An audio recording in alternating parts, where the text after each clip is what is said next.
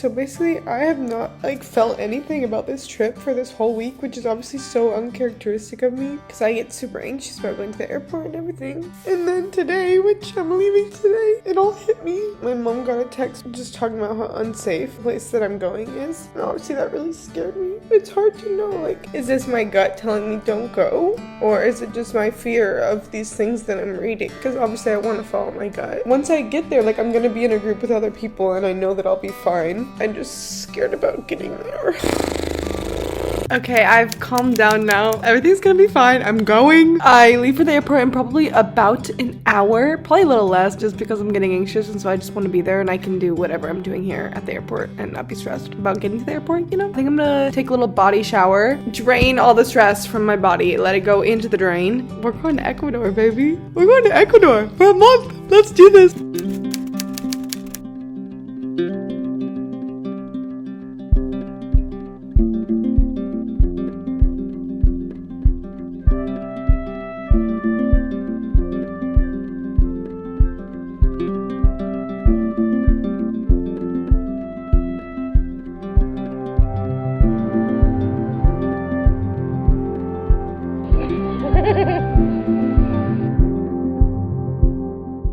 Hello beautiful people, it is me, Jada Joe. I know it's been a while, I know, I'm sorry. I've just been living my life, honestly. I've been having a really good time and I've just been so present that I didn't film any of it, but we need to catch up. I spent a whole month in Ecuador in June and we need to talk about it. I'm pulling out my notes, it's gonna be a long one. Buckle up, buckle your seatbelts. Let's get into it. Why did I go to Ecuador? That's number one. Why did I go? I went to Ecuador for a yoga teacher training. Yeah, that's that's basically it. I went to get my yoga teacher certification so that I could start teaching yoga. Why Ecuador? Knew I wanted to travel somewhere. I didn't want to just do it in Los Angeles. Obviously that means that it's gonna cost more money, so I spent so many hours trying to research the most affordable, yet still one that sounded really fun and was somewhere that I really wanted to go. The woman that ran the training is from the city that I grew up in, and it just all worked out and I felt like I was being called to this particular program. My intention going in was to have no expectations, but I believed that there was a reason that I was feeling called to this particular program, so I was just hoping to figure out what that was. However, I did come in with a couple expectations. One, I didn't realize that summer here is not summer in Ecuador, so when I was looking up what's the weather in Ecuador during summer, that was not the weather that I was going to be getting. It was basically cloudy every single day. The guy that gave me the tour of the hostel was like, yeah, you'll be lucky to see one day of sun. And my seasonal depression heart shattered. I was like, this is not gonna be good. This is not good for me. But luckily, I was able to pull through. Number two is day-to-day life. It was a very structured program, so there wasn't much time to go out and explore the town that I was staying in, which was fine because there wasn't a lot to explore in the particular town that I was staying in. I was in Montanita, which is a big party city, and that's just not really my scene. So I didn't feel like I was missing out on too much. We only had Sundays off, and in my mind I was like, okay, on Sundays we're gonna go explore somewhere. But then Sundays would roll up and I would be so exhausted from all the training that we did Monday through Saturday that I would just spend Sundays resting. But I'm still so glad that I went out of the country to do my training. The amount of people from outside the United States that I got to meet in Ecuador, just because it was kind of a meeting point in a bunch of people's journeys in their travels, and it was just such a beautiful accumulation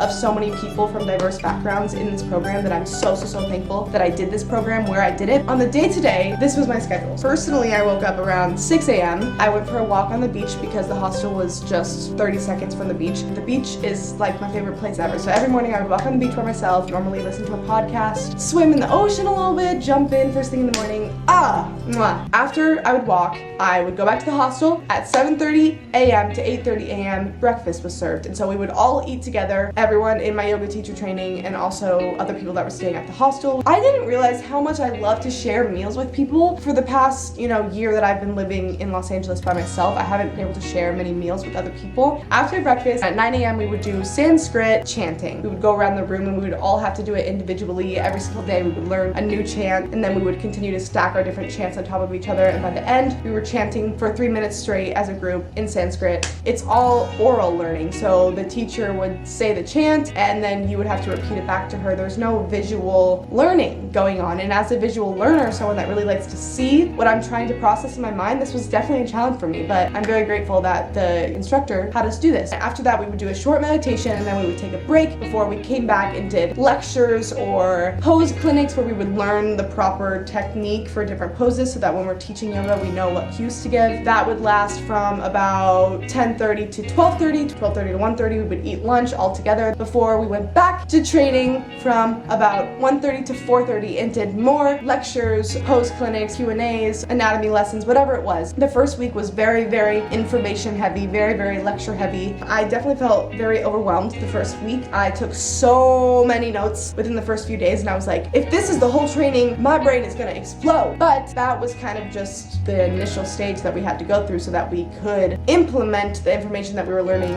into being able to teach an actual class. So by the second week, we were starting to do sequencing exercises where we would have to put different poses together so that we could create a flow. And by the end of the second week, we were already co-teaching 60-minute yoga classes. So we got put into groups of 3, and we split up a 60-minute yoga class into 3 sections: the warm-up, the main flow, and the cool-down. And we all just rotated doing the different sections of a yoga class. And then by the end of the whole training, we each taught a solo 60-minute yoga class. And then every single night throughout the whole month, there was a 5 p.m. 90-minute yoga class that was just offered through the hostel. And as yoga teacher trainees, we had to take at least 12 yoga classes within the month. I ended up taking a lot more than that just because I love yoga. So by the 4th week, when we were doing one person's yoga class in the morning, one person's yoga class in the afternoon, and then if I were to go to the yoga class at night too, I would be doing 3 yoga classes a day. It's so much yoga. I love yoga, but it was a lot of yoga by the end. 5 o'clock to 6:30, you can either have the night off or you can take the yoga class. And then after that yoga class, everyone just kind of does their own thing for dinner. Sometimes I walked to town. It was just a 10-minute walk on the beach to go to town, and you could go to a restaurant there, or you could go to the grocery store and get food and then come back to the hostel and cook it. Night times after the 5 p.m. yoga class were my favorite part of every single day, because night times were where you got to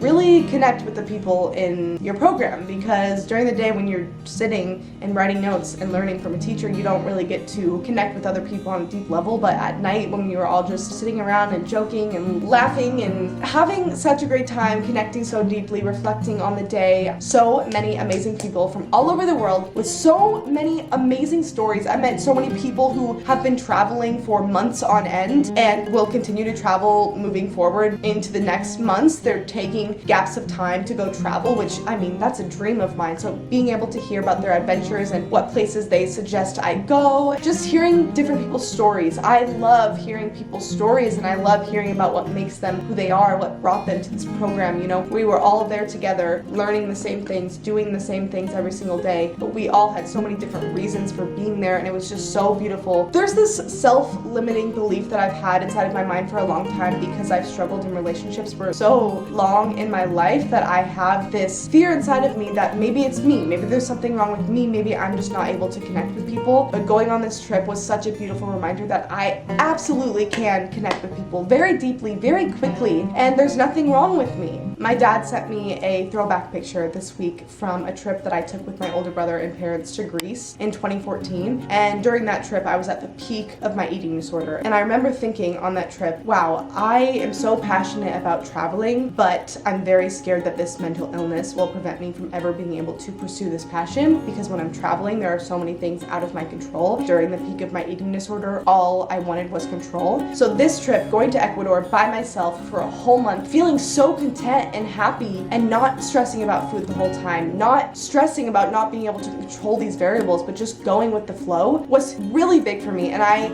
am very, very proud of myself for getting to a point where my eating disorder, my anxiety is not controlling my life, and I can actually do the things that I'm passionate about without my mental illness taking over at every moment of every day and preventing me from doing what I really want to do, do in this life. And I often say when I do have the ability to travel, when the trip comes to an end, I'm like, oh, now it's back to reality. Now I gotta go back to real life. Like that was a pause on my real life. But this trip really made me realize that maybe I've got it reversed. The life that I live when I'm traveling, what I experience when I'm traveling, meeting new people, stepping out of my comfort zone, trying new things, investing in my relationship with myself, that is real life. That is what makes life worth it. That is what life is about. When I am at home stressing about the future, trying to do as much as I can to get to where I want to go in the future, that is when I am detached from reality. That is when I'm not living in the present. That is when I'm pausing my life because I'm not actually living, I'm trying to plan for my future. So maybe I had that all reversed and the traveling is the actual living, and coming back home feels so different from that because I'm not actually living when I'm at home. And I'm not saying that you have to go travel to be able to live. I'm just saying I want to live more on a day-to-day basis. I don't want to only be living the 1 week or the 1 month out of the year that I'm traveling. Don't even realize how much I'm not living until I actually feel what it feels like to live, and I'm like, why is this only few and far between in my life? Life is for living. What am I doing? So that was my month in Ecuador. I'm so grateful that this is my life. I know that I'm very privileged to even have gone on this trip. Very privileged to be able to take a month out of my life to travel. I'm very grateful, very excited for what is next. Thank you for being along for this journey. I love each and every one of you. Mwah. I gotta leave this room because this is not my room and I did not ask the person whose room this is if I could film in here. So I gotta go before they catch me. Bye.